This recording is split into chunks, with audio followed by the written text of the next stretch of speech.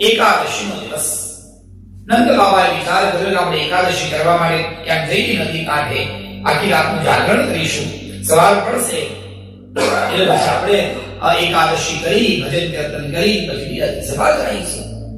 એટલે નંદ બાબા બધા જ વ્રજવાસીઓને લઈ અને યમુનાના તટ પર દૂર દૂર જાય છે.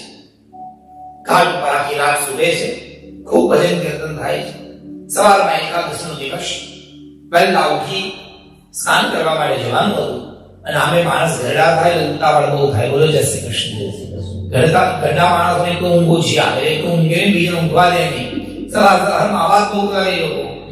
નંદ બાબા 3 વાગે ઉઠી ગયા જલ્દી કે ભાઈ બરાબર ઉઠી જઈએ. 3 વાગે નંદ બાબા ઉઠીને હજી લોકો ઉઠે ને પેલા હું સ્નાન કરી આવું. નંદ બાબા સીધા સ્નાન કરવા ગયા. જેવા સ્નાન કરવા માટે યમુનાજીના કંદરામાં ગયા, અમારા શાસ્ત્રોમાં લખેલું છે સૂર્યોદય ન થાય ત્યાં સુધી નદીમાં સ્નાન ન કરવું. નંદ બાબા સૂર્યોદય કરતા પહેલા સ્નાન કરવા એટલે વરુણના લોકો આવ્યા. નંદ બાબાને પકડી લઈ બધી ભગવાને લીધા છે. સાંકળે બાંધ્યા વરુણ લોકમાં. વરુણ ભગવાન સિંહાસન પર બેઠા હતા.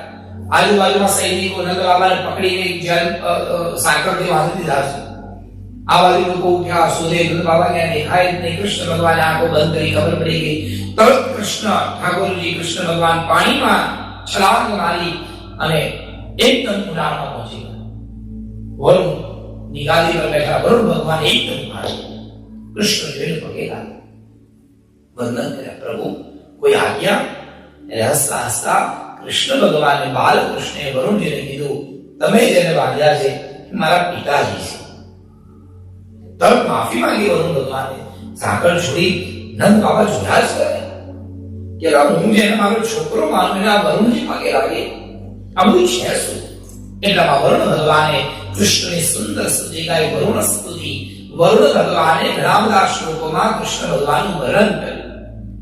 તમે અજ છો, તમે પરબ્રહ્મ છો, નિરાકાર બ્રહ્મમાંથી સાકાર બની તમે કૃષ્ણ બની આ બ્રજ ભૂમિના ઉદ્ધાર માટે બનાવ્યા છો.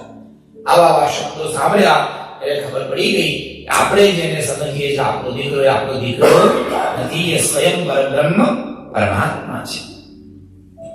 કૃષ્ણ ભગવાને નંદ બાબાનો હાથ પકડ્યો, પછી પાછા લઈને આવ્યા. નંદ બાબાએ કીધું, કૃષ્ણ ખબર નથી પડતી તું દીકરો છે કે ભગવાન શું છે?